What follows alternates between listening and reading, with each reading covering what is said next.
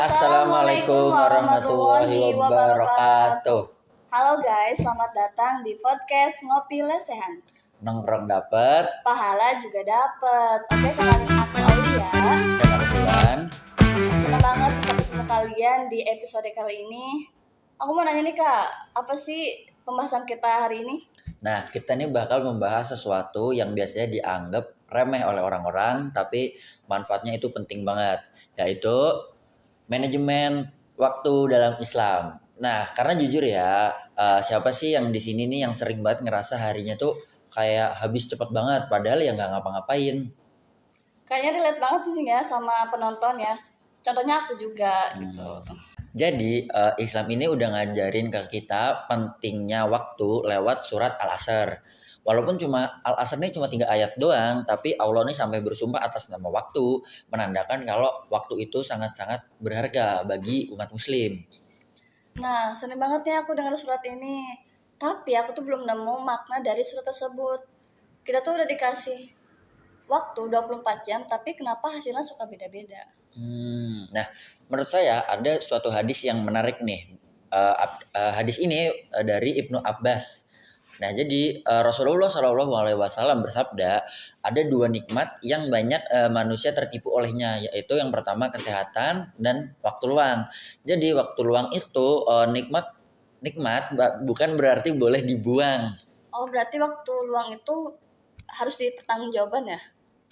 Iya, Imam Al-Ghazali bilang setiap napas manusia itu seperti anak panah yang sudah dilepas dan gak bisa diulang lagi.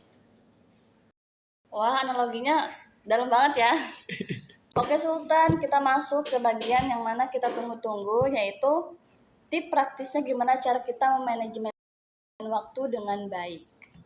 Oke, jadi ngomongin tentang memulai manajemen waktu yang baik ya. Jadi menurut saya ada 3 hal simpel yang bisa langsung dicoba. Yang pertama adalah memulai dengan niat yang jelas. Sebelum pegang HP, doa dulu dan ingatkan ke diri kita masing-masing nih, hari ini mau ngapain aja supaya kita nggak gampang kehilangan arah. Nah, relate banget nih. Kalau misalnya kita bangun pagi, pasti kegiatan kita kesananya bakal produktif. Nah, tapi kalau misalnya kita bangunnya siang, pasti kesananya bakal malas, betul gak? Betul. Nah, kemudian karena ada barokahnya juga, Rasulullah SAW pernah berdoa nih, ya Allah berkahilah umatku di waktu paginya. Nah, kemudian tips kedua menurut saya itu bikin semacam daftar larangan. Jadi bukan cuma to-do list, tapi kayak hal-hal yang sengaja nggak bakal kita lakukan di hari itu. Misalnya nggak buka TikTok sebelum tugas selesai dan lain-lain. Oh gitu ya, terus yang ketiganya apa nih?